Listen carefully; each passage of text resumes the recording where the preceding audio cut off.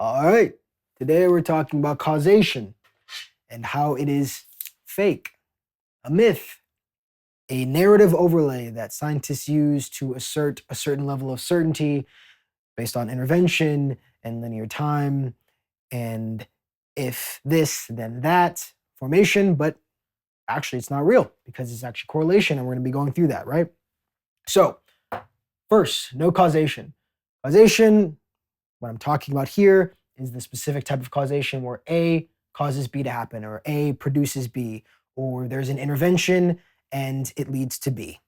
Okay? Intervention A leads to B in a scientific experiment, or just in everyday life. You see something cause something else. You see a baby pop out of the mother. You see exercise producing a six pack. You see a bullet taking out another person, taking their life.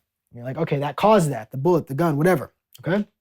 We're going to get to that analogy later. But what is really happening is not causation A, then B, it's correlation and transformation.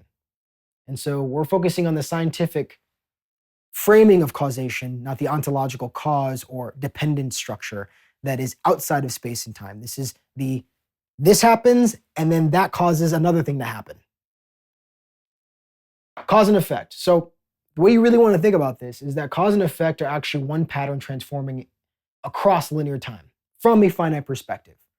So when you say that the bullet causes the death, that is from your own finite perception. That is not fundamentally how reality is operating at a deeper level. Vertical, okay? So, and you're gonna have to think about this in two different ways, right? So first, you have the vertical. This is logical, this is atemporal, this is asymmetrical, this is dependence. Think of it like grounding. Something can be caused by something because of the grounding. This is outside of space and time. Just like you can look at this. Logic grounds math, meaning to do math presupposes, requires logic. To do physics requires math. To do chemistry requires physics. To do biology, chemistry. This is foundational. Logic causes math, but not causation. That's different. I'm focusing on the empirical definition, not the ontological, philosophical definition of cause. I mean, to cause something. So this is based on time. Fundamental grounding, layers of reality. So vertical causation does happen, but it's cause, not really causation. Causation, when you turn a verb into a noun, is horizontal, meaning on the same level, plane of existence. This plane would be three-dimensional space and time. You and I are on the same plane. All of these things that we can see around me is in the same plane, like this. Horizontal. So this is about relations, observations, interactions, correlations. So what we say when we say causation, what we're really meaning is a certain type of correlation on the same layer of reality, horizontally. Science operates here because science does not observe and empirically test and study things at higher realms of existence. This would be like the astral realm, okay, the spirit realm, the area where logic and math exist before we manifest as finite apertures, finite modes of being here in three-dimensional space and time, higher layers of reality. Science is empirical, so it's focusing on this level, patterns relating in linear space-time geometry. Causal, X leads to Y, produces, generates, creates. So this is not true causation. This is correlation. Think about the gunshot example I gave before, right? So say somebody gets shot and you're like, okay, well, what caused the death? Well, you could say the bullet, right? Or we can start from the beginning, right? Some would say it was the motive. It was the person having a purse that wanted to be taken, or there's a vendetta between the shooter and the victim, where maybe the victim cheated with the wife of the shooter or something like that, right? So you can look at the motive. You can look at the pulling of the trigger, the bullet itself entering the body, the blood bleeding out, right? Or the brain dying, or the heart stopping, right? Every cause is a selected node of a correlational configuration. So there's no true cause because it depends on your intention and your question. So you can always go, right? Each person coming to that scene of the crime is going to have a different cause for that death, for the murder, or, the scene, the crime, okay? And even the cause can be determined right? What if it was self-defense? Or what if it was in the context of a war? So that could be the cause. The war was the cause. Hey, look, it's March 2026. There's a whole war, right? So if somebody gets shot in a war, that's going to be a different cause, right? Because they're the enemy. It depends on what you're looking for. There's no clear, fundamental, this is the cause of this. It depends on how you're looking at the situation. So then that means in science, it's not causation. Science is correlation. It's never causation in the way that they present it. All causation in science is correlational. There is the structural asymmetry, there is counterfactual dependence, there is robustness under intervention, right? But not true fundamental causation in a horizontal sense. These are horizontal correlations. Intervention. So say you run an experiment. You're like, well, no, Amir, we can run an experiment. We have an intervention and it causes a certain result. It causes a certain independent or causes a certain dependent variable reaction, right? But it is which intervention correlates with which outcomes is what's actually happening within a narrow window, meaning the experiment is an artificial, narrow field of experience, meaning only a certain amount of stuff can happen within a certain window of probability within an experiment because it's an intentional constraint on infinite reality, existence, experience. And then within that, we add this narrative overlay, like I said before, as causation. So we administer a substance, say we give a person an antidepressant, and then that can cause them, right, to have less depression or to have higher serotonin levels to balance out the neurological imbalances of how they like to present these DSM-5 mental disorders, right? So, but in that process, really what it is correlation, because what it's smuggling is linear time. And linear time is not fundamental. Linear time is relative to the observer. There's no objective reference frame. There's no unidirectional time arrow that says this is the proper direction. Things can cause each other bidirectionally. A quick example would be, does the exercise cause the six-pack or does the six-pack cause the exercise? Meaning you have a vision of yourself having a six-pack and that causes you to exercise, do crunches. Or the crunches actually cause the six-pack. There's no privileged direction. It depends on how you're looking at it. If you're looking at it from a more psychological, motivational lens, you would look at the six-pack end goal as being the cause. If you're looking at it from a more physical, let's say physical training perspective, right? Physiological, you would look at it from, hey, no, of course, the crunches lead to the six-pack, so that's what causes it. But that is just a preference. That is not fundamental truth. All right? So relativity also dismantles the objective fundamental linear time theory narrative that people like to present, right? Observer-dependent reference frame.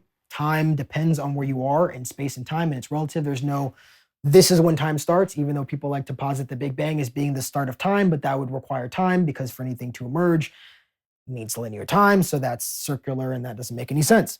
Quantum mechanics also demonstrates that most fundamental layer of reality, at particle level, photons, space and time are essentially optional, with photons being entangled across any measure of distance at the exact same time simultaneously, not requiring to move at the speed of light, defying what we understand as the basic fundamental laws of physics with general relativity.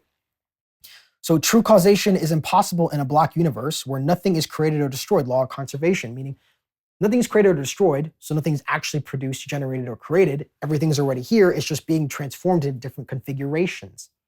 Like there's one big ocean, and there's different waves or whirlpools or droplets, things moving and shaping itself in different ways, ice, gas, whatever it may be. But it's all part of the same substance, ocean. That's the law of conservation. And then block universe just means that linear space and time is not fundamental.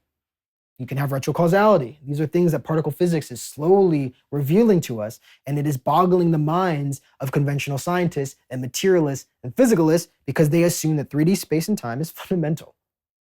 It's not. And even their own physics and science proves this using math. So what you need to understand then with all of this talk of why do I care? Who cares? There's no causation. Well, it reframes the way that we think about how we can move towards the future and also interpret and work with the past. Because that means you can work with the past. It means the past is not set in stone. It does not mean it will determine your future, because all there really truly is the present. You only experience the past and future through the present moment. You can't go back there. You can't go through there. You have to do it through the present moment. So it's all a process. There are no static things, only processes.